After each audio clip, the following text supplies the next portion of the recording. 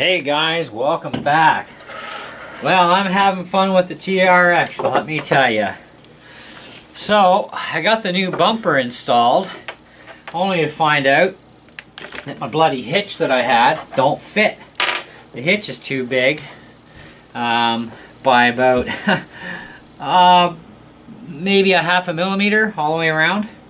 And to shave that down and be still perfectly square is like, forget it.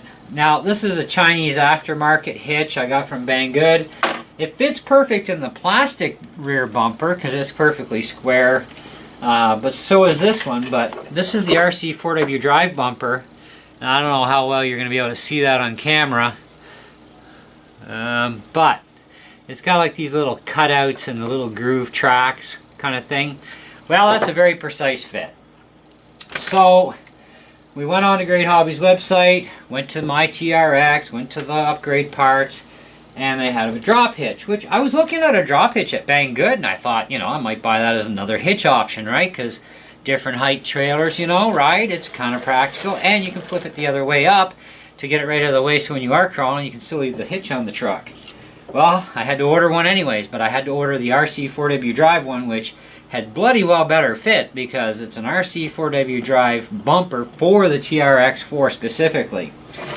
So there are some other drawbacks. I cannot put my antenna back on because it's a big thick chunk of aluminum from here to here, which also means my kill switch can't go back on. So I'm thinking what I'm going to do with the kill switch is I'm going to splice it, put a JST connector in between that I can get at easy enough. And I'm going to put the switch onto the body underneath the gas tanks that are on the back of this thing, which also keeps it right out of the way of everything because it'll be hidden underneath here, which will be good. So I'm going to do that because I really like to keep the kill switch this way. You know, I run a small 2S battery that's actually smaller than this thing, and I don't always want to run my lights. I don't always need the winch either when I'm trailing, right? So, or crawling. But sometimes, you know, if you want your lights on or you want your winch on, well, everything goes on at once anyway. So I like the idea of the kill switch. I also put in the switch that I got for the ESC. I've got that installed, and it actually works great.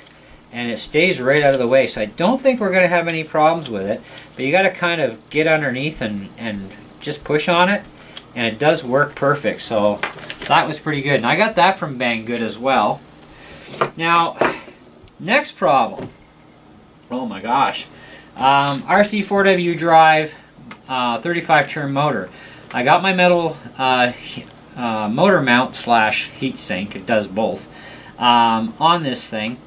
And that was fine, but then the bullets are too small for the factory wiring. So I got to unsolder these wires, remove them, and then take these wires off and move these wires onto this motor, which will work out either way because these are nice thick heavy gauge silicone wires, where these are kind of like cheaper wires and they're not silicone, so with age these will actually crack.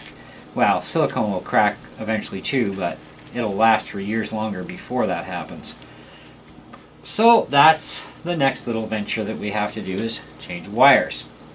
And then of course power things up, and now this is a reverse turn motor, where this one I don't think is, but we're going to find out when we pull the trigger and see if it goes forward. If it does, fine. If not, then I got to flip two wires around. No big deal. But I'll flip them at the bullet end. I'm not going to resolder crap just for that. And then hopefully we can still use our engine cooler, which would be kind of cool. But if not, well, hey, I find a different style of an engine cooler, I guess, right? It's just the way it goes. I got my toe shackles installed. So these are on, and they're really super tight, the screws, and lots of free play. Now, get this, just so that you're aware, the stock plastic bumper, now it's without the hitch on it, just as it is from the factory, weighs 0.991 of an ounce. I measured this in ounces. I got one of those little tiny scales that does, you know, like ounces, grams, grains, whatever. So I just did ounces. The new aluminum bumper without the toe shackles on it weighs 4.649 ounces. This is going to add some rear weight, obviously.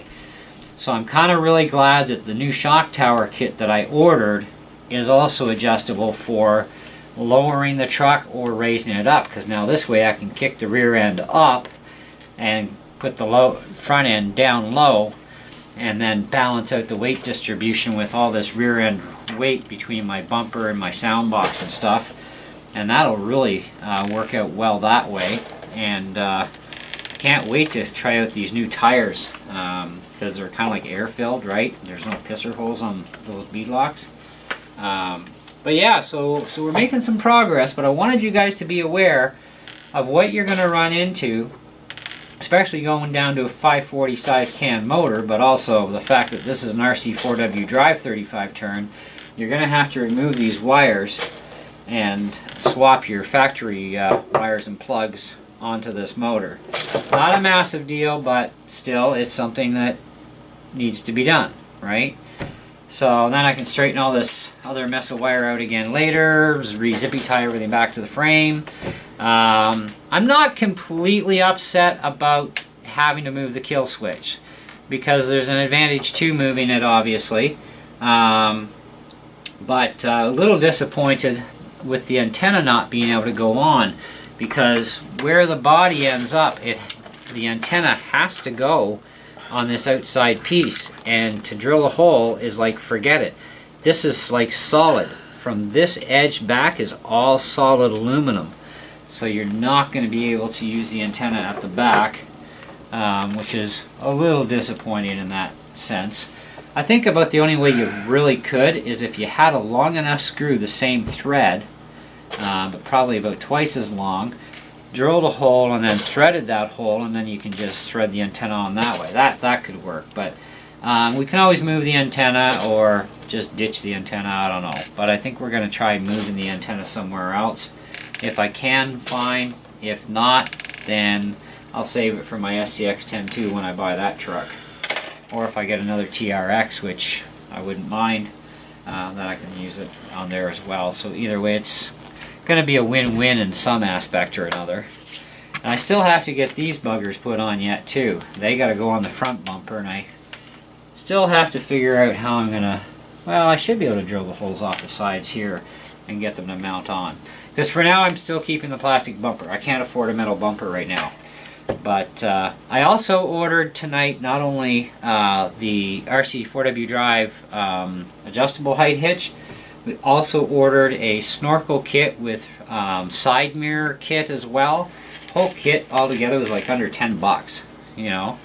So all that stuff is supposed to be here. We got express shipping, so from Great Hobby, so that'll be in sometime on Friday.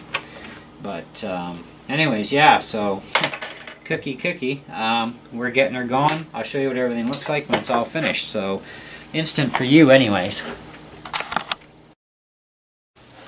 Alright guys, so the motor is finally in, got the wire switched around, and yeah, you're going to be going, flipping the polarity, so pretty sure, or did I just put it back the same way it was? Yeah. Alright, so when you put this back together, you're still going to wire the motor itself plus to plus, negative to negative. Just keeps your own brain straight.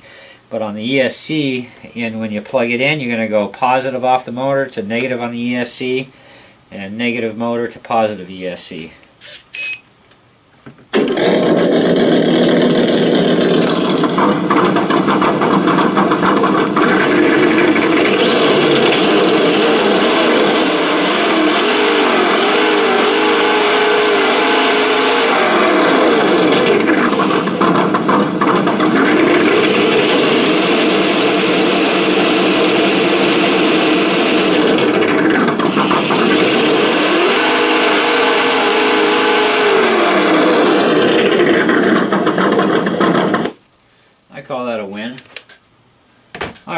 So we got lots of speed forward and reverse. It's actually faster going forward than in reverse.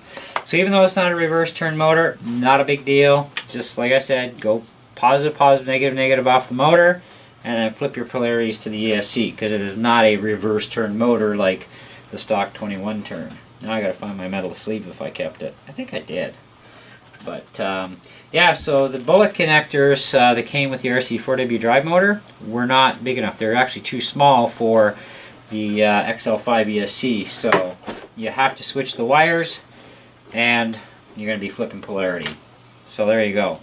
So now that that part's done, now I got to mess around with straightening all this wiring out. And I'm definitely going to go with putting the power switch, or kill switch actually, onto the body with a JST interrupt connector. And so I got to tie all this wiring up tight first, get that straightened out, then I can figure out where I'm going to snip this. So I want to have enough excess that, you know, I can tuck it up out of the way too, and it's not going to get flankied on anything. But so far, so good. Still daylight out. Probably end up doing a night run, I don't know, we'll see. Anyways, so I think that's it for this video anyways. I just got to tidy up the wires, hook all this junk back up, and get my switch wired in to the body. So I got to drill a hole in the body later. See if I can mount the antenna somewhere maybe. I don't know, we'll have to figure that out. But see you on the next one.